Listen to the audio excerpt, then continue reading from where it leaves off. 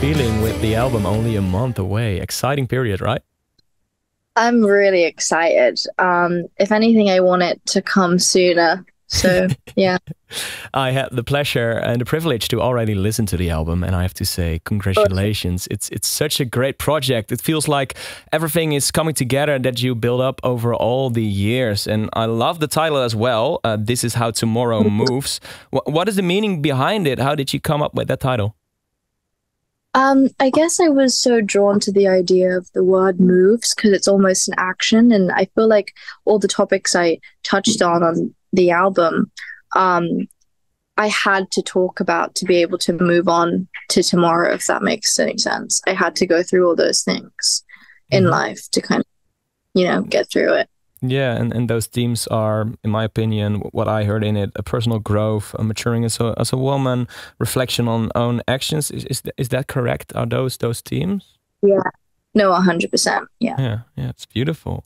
When did you start working on the album, and when did you know I'm in the process of making actually an album? These are not only just nice tracks I'm building; it's like a concept. Well, I guess I started writing a couple songs here and there a year ago, and then I started having a collection of songs, and I was like, you know what, these kind of describe everything I'm going through at this moment in time, and I should put it on a record. So I thought it was perfect timing, if anything. Yeah, that's great timing. On this album, you've worked with Jacob Butchen, you worked with Before on Beatopia, and you also welcomed the legendary Rick Rubin into the process. How did that come about, and did you know beforehand that he was the person you wanted to make this album with? It actually came as a massive surprise to me. Me and Rick had been meaning to meet prior in making a record, and then we finally managed to meet. And there was no conversation about making an album together. It was almost like a therapy session, which I always say. Yeah. It was a very nice, wholesome conversation. I think I played him a couple of demos of songs I'd written on like voice notes. And then I had made plans of making a record with someone else or just doing it in London with Jacob. And then a week later, after the meeting I had with him, his manager called mine, I think a week later, to make a record with me, which came as a surprise. I was really excited. The idea of it was quite daunting because, I was so used to making music in the comfort of my own city in my house. Yeah, of course. It was awesome. It's cool to take someone from the outside with a new perspective, and yeah, you can really hear that on the album. It's still the core Beabadoobee, but with some new influences, some fresh air on it. So I love that. Yeah. Did you write the songs yourself and then present them to Jake and Rick? Did you write stuff together? How does that process work with you, or maybe a combination of those things? I wrote majority of the album myself in my house, and then I think there was one or two songs. I think Cruel Affair, Jacob wrote the chords to, and Post, I think Jacob wrote the bridge to. But if anything, that's usually how the process goes. I come with the bones of a song, and then I take it to Jacob, and we make demos from it, and then we properly record it in a big studio. And the process of making the album was no different to how we did in London. I guess we just had this amazing overseer who is Rick Rubin, and he was amazing enough to kind of grace his knowledge onto the music. Yeah. So cool. And you can really hear that in the music as well. That's like really, really personal as well, because the process of writing started with you, and then with the great production and all the stuff beside that. It's just lovely. One of my favorite songs on the album is This Is How It Went, especially the lyrics that says, "Let me write a song like all the songs I love to listen to."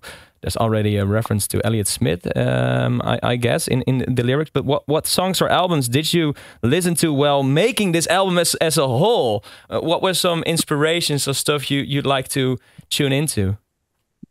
Well, I like wear the musicians and people who I'm inspired by on my arm, very obviously. And I think one band that I think was highlighted across the record, and at times subconsciously, was the Beatles. And they're such a huge inspiration to me, especially in my art records. I love him so much. And obviously Elliott Smith, who's always inspired me. But there were new ones this time, which I had never really referenced before. And I was listening to a lot of Fiona Apple and Amy Mann at the time. And not like, I loved their songwriting. I loved them as artists. But what really drew me to their music was the production. And I forget the man who produced it. I forget his name. But I just loved how pianos and that the use of organs were at the forefront of those songs, their songs. Yeah, and I wanted to encapsulate that in my record. And I was also listening to a band called Pine Grove. They were a really huge inspiration. And yeah.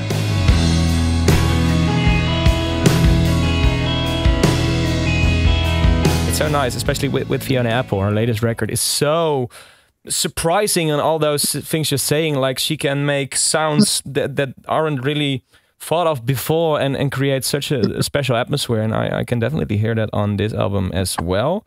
Another lyric in that same song I love so much is the lyric, writing songs for healing and not to hurt you. And I have to say that's a really mature thing to say. I don't think a lot of people are at that level to think about it at that way and talk about it that way. My question is, in what way is your writing on this album different to your previous work, especially with maturing and getting older? I think at the beginning, I was almost writing songs to almost ease my brain when I did something chaotic or did something quite unhealthy. I almost used therapy and songwriting to make me feel like what I did was necessary. And at times that's not a very good way of thinking. And I think as growing, like whilst I was growing up, I started to realize that I need to take accountability in my own actions, and the inevitability of growing up is finally understanding that constantly blaming everyone around you isn't going to solve your issues. And I had to tackle, the issues at hand in my own self, and I think that's why the album is so introspective in that way.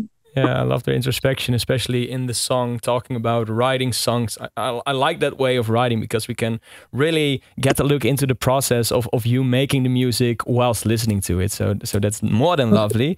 I talked about my favorite of the album, but do you have a personal favorite on this record, or what one at the moment you love the most?